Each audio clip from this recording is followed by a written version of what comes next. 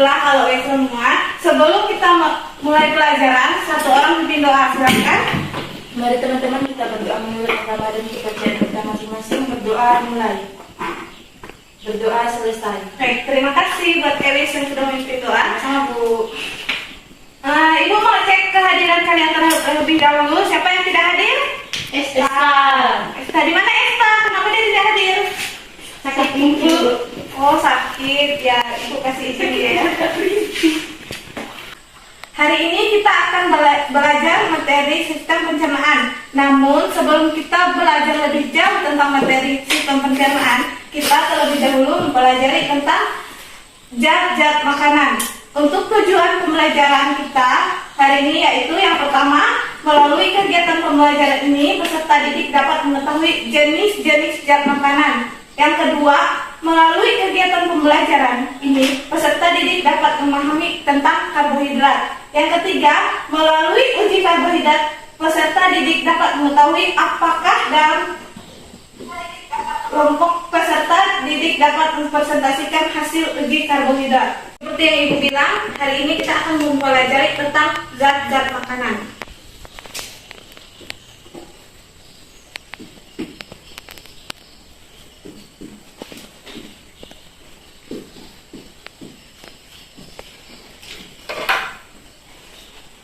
Waktu kalian SD, apakah kalian pernah mendengar istilah 4 sehat 5 sempurna? Ya, tapi sekarang kita akan mengenal istilah tersebut dengan istilah gizi seimbang. Apa-apa saja zat yang kita perlukan dalam tubuh kita akan pelajari di sini.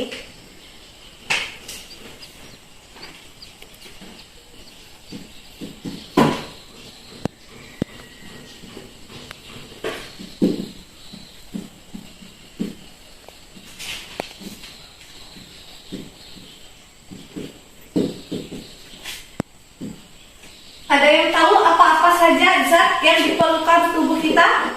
Ada. Apa saja? Karbohidrat, protein. Yang kedua apa? Protein. Yang ketiga? Lemak. Yang keempat? Vitamin. Masih ada lagi? Masih. Apa? Mineral. Ya, benar sekali. Pada hari ini kita akan fokus terlebih dahulu mempelajari tentang karbohidrat. Dari zat makanan di sini kita bisa bedakan.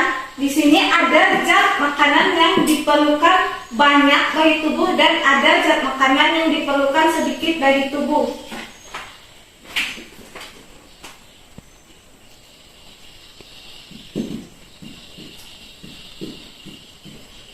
Kalian bisa sambil catat ya.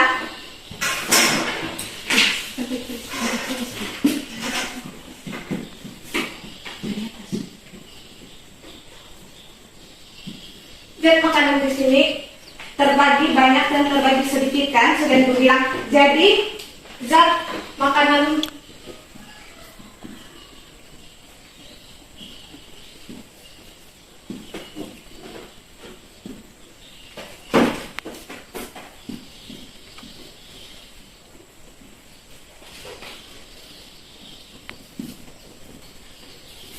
Jadi ada zat makanan makro dan ada zat makanan mikro. Zat makanan makro adalah itu artinya besar. Di mana zat makanan makro itu bisa dibilang adalah zat makanan yang diperlukan banyak bagi tubuh. Contohnya misalnya adalah karbohidrat dan protein. Sedangkan zat makanan mikro adalah zat makanan yang diperlukan sedikit. Ada yang ingin ditanyakan? Saya Bu. Ya, silakan. Bu, kenapa perlu ada pembagian tersebut? Ya, karena tubuh kita memiliki keterbatasan kadarnya. Nah, tadi siapa yang bertanya? Saya Bu. Elis kan? Jadi Elis Ibu kasih nilai plus karena dia sudah berani untuk bertanya. Nah, tadi kan Ibu sudah bilang hari ini kita akan mempelajari mengenai karbohidrat terlebih dahulu. Seperti yang kalian ketahui, karbohidrat bahwasanya itu adalah zat-zat makanan atau salah satu zat makanan yang sebagai sumber utama bagi tubuh kita. Kenapa? Karena dalam karbohidrat ini 1 gram mengandung sekitar 4,1 kalori. Nah, ketika kalian berpuasa, kalian misalnya kalian tidak mengkonsumsi karbohidrat, tubuh kita akan merespon. Misalnya, tubuh kita akan terasa lemah, seperti itu. Karbohidrat itu tidak hanya nasi. Kalau di Indonesia kita kan biasa berpersepsi, gimana? Kalau kita belum makan nasi, kita belum makan. Padahal sumber karbohidrat itu bukan hanya nasi, tetapi ada juga roti, kentang, dan lain sebagainya. Kalian bisa membagi karbohidrat menjadi 3 bentuk.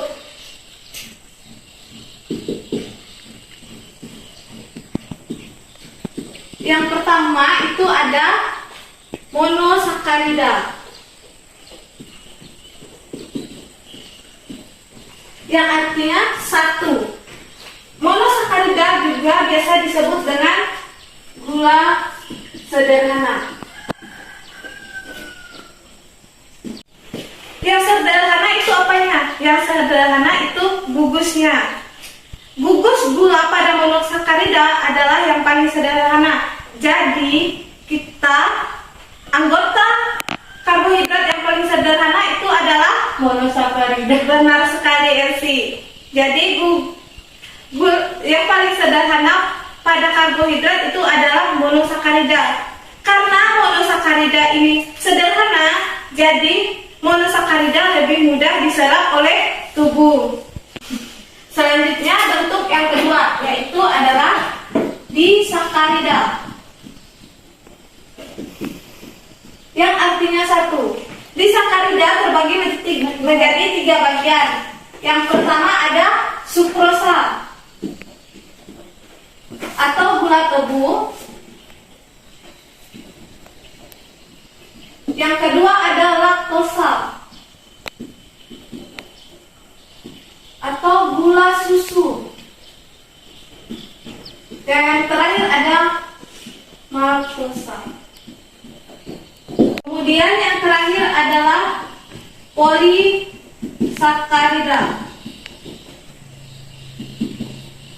Polisakarida itu biasa disebut dengan banyak, yang artinya banyak.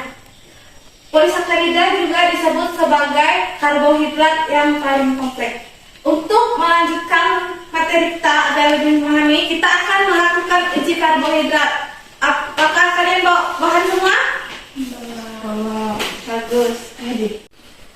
Ibu minta kalian bentuk kelompok, 1 kelompok 2 orang. Mau ibu yang bagi atau kalian yang bagi? Bagi sendiri. Ya, silakan. Eli sama siapa? Dengan Resti, Bu. Tria? Elsie. Dengan Elsie. Ini untuk kertas hasil pengamatannya. 1 orang silakan baca tujuan dari uji kita kali ini. Untuk mengetahui adanya karbohidrat dalam suatu bahan. Ya, silakan baca cara kerjanya. Gantian. Garis kertas bikin kotak menjadi 4 bagian. Tulis nama bahan di setiap kotak. Letakkan bahan di kertas di kotak setiap yang sudah diberi nama. Teteskan betadin di setiap sampel sebanyak 3 tetes. Diam beberapa saat. Kemudian amati apakah ada tidaknya perubahan warna pada setiap makanan atau sampel. Jika ada perubahan berwarna biru tua atau hitam, berarti terdapat amilum atau karbohidrat di dalamnya. Ya, benar. Silakan. Udah digaris kertasnya? Sudah. Sudah diletakkan? Sudah. Nah, silakan kalian tulis masing-masing nama bahan tersebut di atasnya.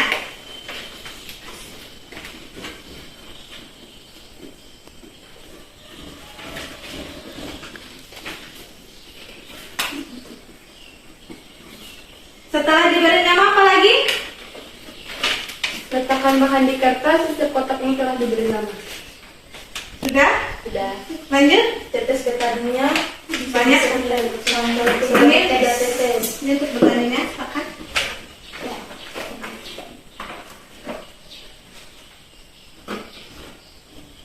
Semua kerja ya, jangan ada yang main. Ini boleh. Oh.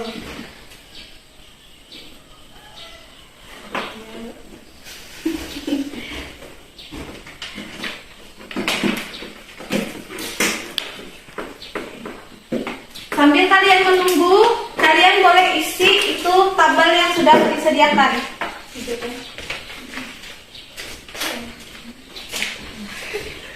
Jika ada yang ingin ditanyakan, kalian boleh tanyakan.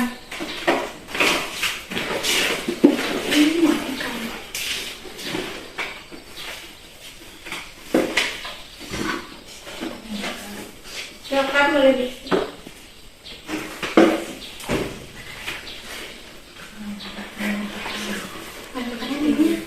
Nama kelompok sama kelompoknya ditulis juga ya, sama anggota kelompoknya.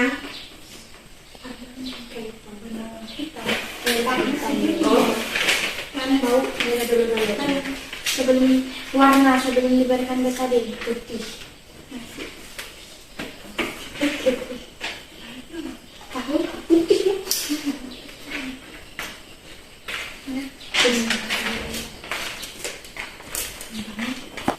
Itu sudah diberikan betadin hitam. Hitam kan? Ya, tak. Kita tunggu lagi dulu ya. Sudah. Warnanya ya? Untuk biru. Silakan lanjutkan semuanya. Kelompok sana beda. Kelompok. Jika ada yang tidak paham, silakan ditanya ya.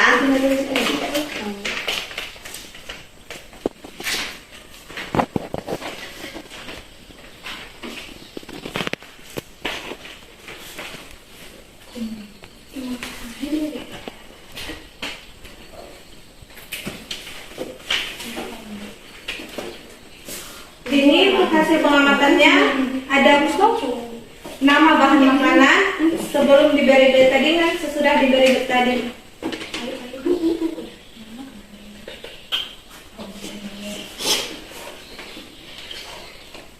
Banyak. Apakah sudah ada perubahan kelompok pria? Sudah. Kalian kelompok 1, Dua. Oke, dua. Ini warna apa bu? Ini jadi agak kehitaman, jadi dia ada perubahan. Warna hitam atau biru? Hitam. Hitam. Untuk keterangannya berarti dia tuh kalau dia berubah warna hitam berarti dia terkandung karbohidrat. Karbohidrat dalamnya. Ini ada berubah. Ada Kalau merah berarti dia tuh tidak ada. Oh, ini lama.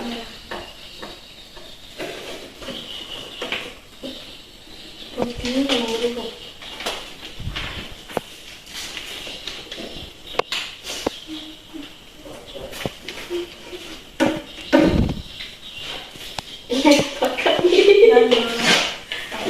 Siapa yang bicara tadi tuh? Ada apa sih? Elis bu. Kenapa Elis?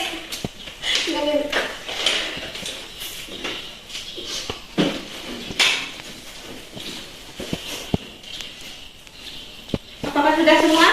Sudah. Kalian sudah? Tidak berubah. Ini namanya merah. Untuk hasil pengamatan yang telah dilakukan, Ibu minta kalian presentasi perwakilan kelompok. Siapa yang mau presentasi di depan, Ibu akan kasih nilai tambahan. Silakan, siapa yang mau dulu? Dulu yang tidak mayu. Ada yang ingin ditanyakan, silakan. Yang bertanya ini warna apa bu? Ini kan tidak ada perubahan, jadi dia warna putih.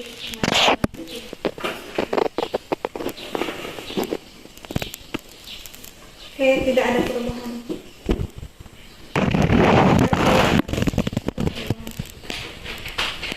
Silakan kelompok siapa dulu yang mau maju?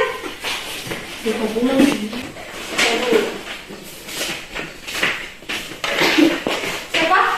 Monica Elis. Monica Elis.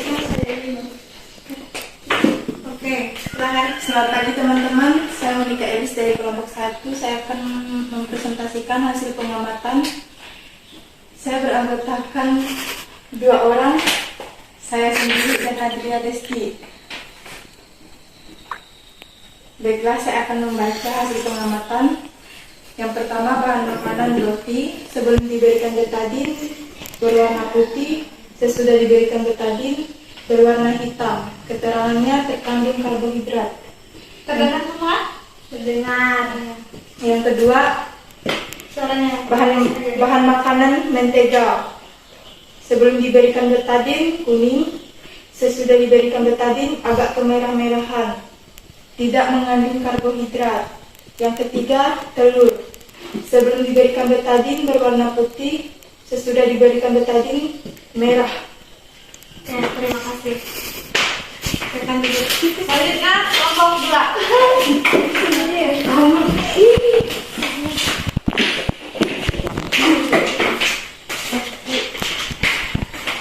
Baiklah, saya mewakili dari kelompok 2.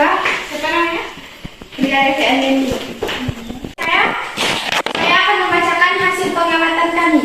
Bahan makanan yang pertama nasi. Sebelum diberikan betadin berwarna putih, sesudah diberikan betadin berwarna hitam. Keterangan ada karbohidrat.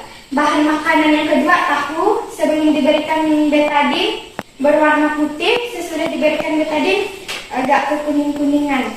Keterangan tidak ada karbohidrat. Bahan makanan yang ketiga kentang. Sebelum diberikan betadin berwarna kuning, sesudah diberikan betadin berwarna hitam. Keterangan ada karbohidrat. Terima kasih. Terima kasih setiap perwakilan kelompok yang sudah mempresentasikan hasil uji kalian. Jadi kalian sekarang dari uji tersebut kalian dapat mengetahui ada tidaknya karbohidrat pada makanan tersebut. Ibu rasa sekian dari pelajaran kita hari ini, Ibu dapat mengambil kesimpulan bahwa karbohidrat berfungsi sebagai sumber utama bagi tubuh kita. Contohnya misalnya adalah nasi, kentang, roti, itu saja, dan lain-lain sebagainya. Sebelum kita pulang, Ibu minta satu orang untuk memimpin doa. Mari teman-teman kita berdoa menurut agama dan kepercayaan kita masing-masing. Berdoa dimulai. Berdoa selesai. Nah, sekian, jangan lupa belajar untuk minggu depan ya. Ya, Ibu pamit undur diri, selamat pagi. Pagi, Bu.